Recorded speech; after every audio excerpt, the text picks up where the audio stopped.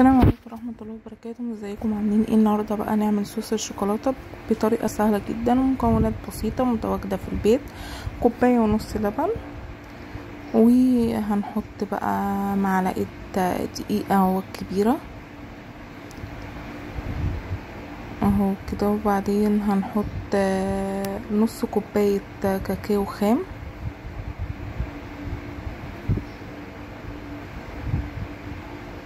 وهنحط 3 معالق سكر، وممكن لو عاوزة اكتر حطي يعني في حدود 4 معالق. اللي بيحب الصوص الشوكولاتة يبقى حلو قوي يحط اكتر من 3. هو 3 كان حلو كويس قوي ومظبوط. وباكت باكت فانيليا كامل اهو كده.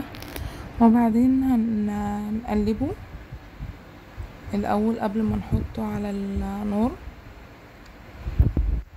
هتقلبيه لحد ما اللبن يشربه بالطريقه ديت او يدوب بمعنى اصح يعني.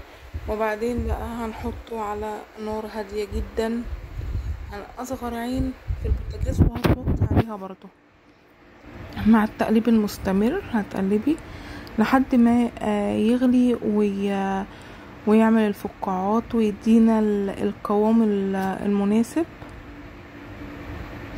هتستمر في التقليب طول ما هو على النار عشان ما يكلكعش منك.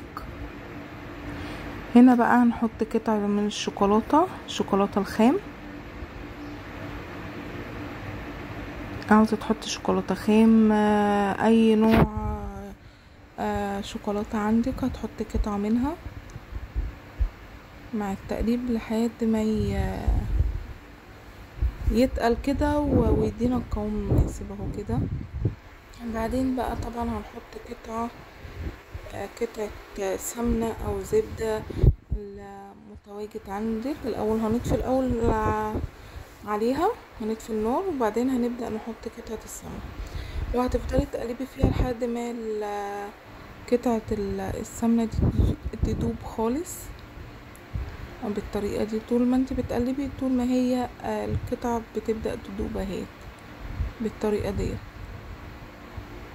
مع التقليب المستمر لحد ما القطعة السمنة تدوب خالص اهو كده بالطريقة ديت.